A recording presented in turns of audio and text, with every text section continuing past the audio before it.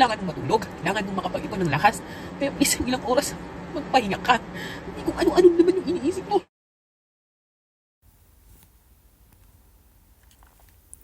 So, ayan. Hi, guys. Actually, patulog na dapat ako. Kaya lang, hindi pa ako dalawin ng antok.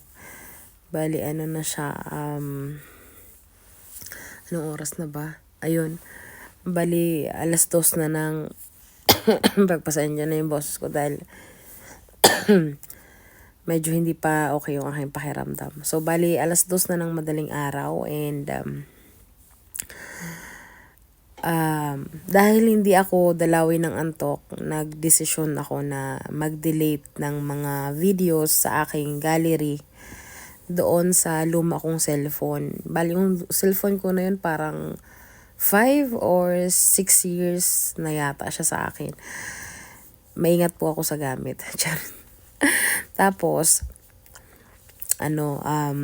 dahil puno ng storage, so nag-delete ako ng mga video kasi mahilig akong mag-video and mag-picture sa aking mga nilulutong mga pagkain. And then maliban doon, mahilig din ako mag-video especially pag ako ay may pinagdadaanan na mga hindi magaganda, like pag may problema ako, gusto kong maglabas ng sama ng loob, or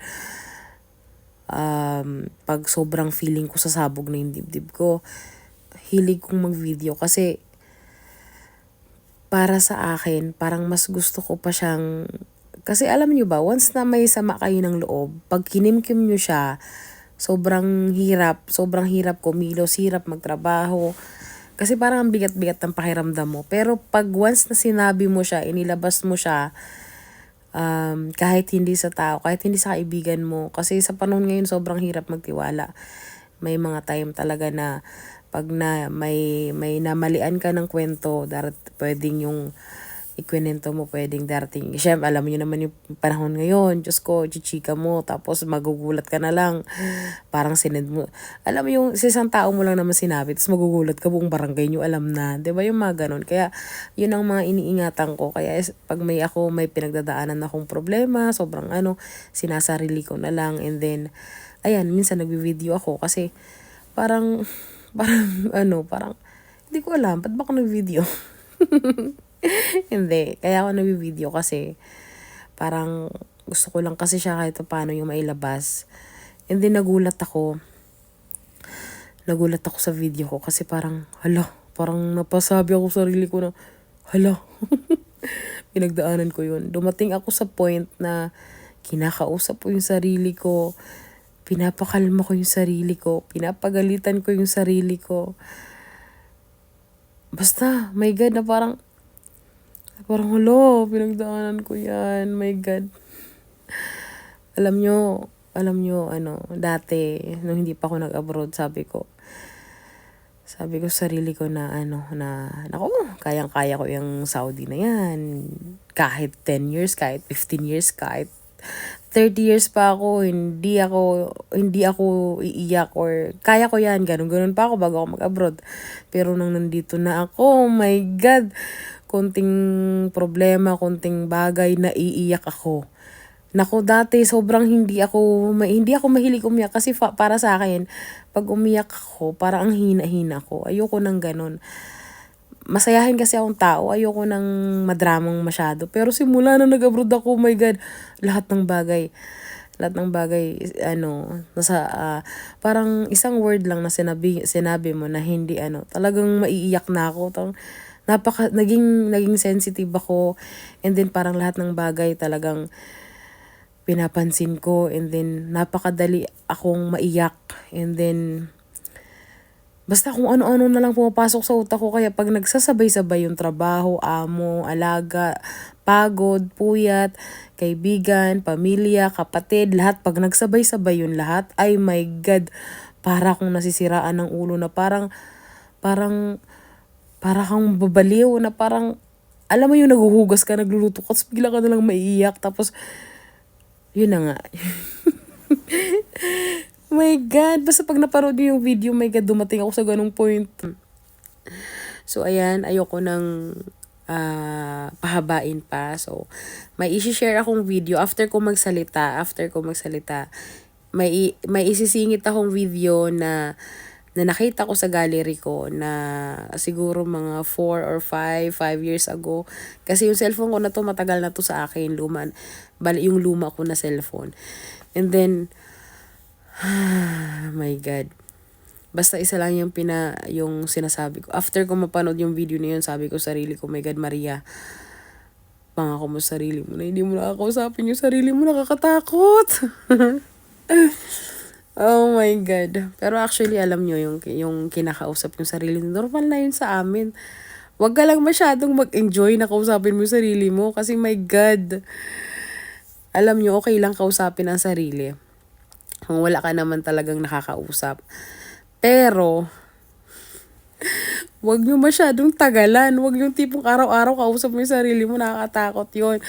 Kaya doon sa mga pamilya ng OFW na nasa Pilipinas, please naman, everyday online kayo, ano naman yung tawagan nyo yung pamilya nyo para naman magkwentuhan kayo kahit kung ano naman walang kwentang bagay, okay na yun. Basta may maramdaman lang nilang may kausap sila. Kasi anong gusto nyo? Kakausapin nyo sila or magugulat na lang kayo, hindi na parang kahit kayo hindi na nila kayo kilala. Kasi alam niyo ba, madaming mga Pilipino, madaming nag-a-abroad na nawawala na sa katinuan. Dahil yun sa mga depression, anxiety, yung pag nagsabay-sabay ang problema ng lahat-lahat. Kaya, thanks God, kasi alam nyo, na-survive ko yun. Siguro kung nagtuloy-tuloy yung ganung ko, my God, drama ko sa buhay, my God, baka wala ako dito. Baka mamaya tumalon na ako dun, ganun. Pero thanks God kasi na-survive ko siya. So, ayun, stop na natin ang ating ngayon. After ko magsalita, may papasok akong video. And then sana, doon sa mga negative na mga tao na sabihin na madrama ako, girl, try mong mag-abroad. Subukan mo kahit 2 years. And then, pag hindi mo kinausap yung sarili mo, naubo na ako. So, gaya na sinabi ko kanina, huwag mo akong i-judge, huwag mo akong sasabihang negative, huwag kang magsasalita ng mga negative, huwag mo sabihing OA or madrama ako. Saka mo yan sabihin pag nandito ka na sa ibang bansa, naranasan mo na kahit 1 taon or 2 taon. Pag hindi ka umiyak or hindi mo kinausap yung sarili mo at nakaya mo yung 2 taon yung kontrata mo nang hindi ka nahihirapan, saka mo ako i-judge. Anyway, it's already 2 a.m. and I need to rest. And gusto ko lang i-share sa inyo ang aking video. And hindi siya, ang video na i-share ko sa inyo, hindi siya, actually, pinag-isipan ko yun ng mga 100 times kung i-share ko o hindi. Kasi alam ko, napakadaming perfect sa panahon ngayon. Excuse me po. So, madaming perfect dyan sa mundo. And of course, pag nakita nila yan, madami na naman silang sabing mga negative. But still, gusto kong i-share sa inyo para malaman nyo na sobrang hirap ng pinagdadaanan namin dito na hindi lang kami puro saya. Anyway, bye and enjoy watching ang aking embarrassing moment ng aking buhay. My God! Ang pangit ko pa naman umiyak. Alam niyo ito, wala na nga yung tsura. Pag nakita niyo pang umiyak, my God, girl, inuunahan na kita, hindi beauty. Pero carry lang. Bye! Ay nako, alas-dos na naman ng daling araw, pero ito na naman ako. Naiiyak ng walang dahilan. Ano ba yan? Ay nako. Alas-tres na ng madaling araw, pero hindi na naman ako makatulog. Huwag na naman ako, naiiyak na naman. Ay nako. Bakit lagi na lang ay naku, ano ba nangyayari sa akin? Bakit lagi na lang ako naiiyak? Pagod ako maghapon. Ilang oras na lang itutulog ko, iiyak pa. Ano nangyayari sa utak? Bakit paguluhan naman ang pumapasok sa ulo ko? Patulogin mo naman ako. Kasi lang paggabi magbakanti ka naman. Huwag naman kung ano-ano na lang yung pumapasok sa bansa. Please. Patulogin mo naman ako ng maayos. Huwag ka naman Manahimik ka kahit ilang oras. Hihirapan na ako. Umiyak ako nang wala na namang dahilan. Please lang, please, pag ganitong mga oras.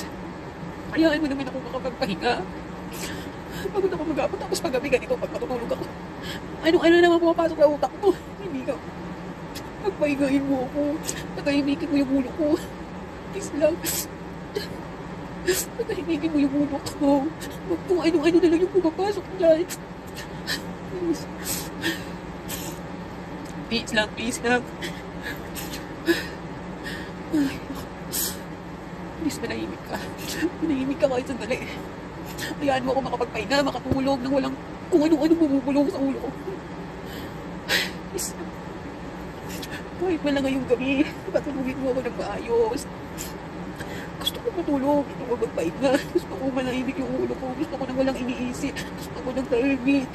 Please lang, ano na naman, gusto mo na naman isipin na naman. Pwede ba? Pwede ba? Pwede ba? Iyak ka na naman. Umiiyak ka na naman. Please lang. Marami ka na namang trabaho mamaya. Kailangan mong matulog. Kailangan mong makapag-ipon ng lakas. Kaya please, ilang oras magpahinga ka. Hindi kung ano-ano naman yung iniisip mo.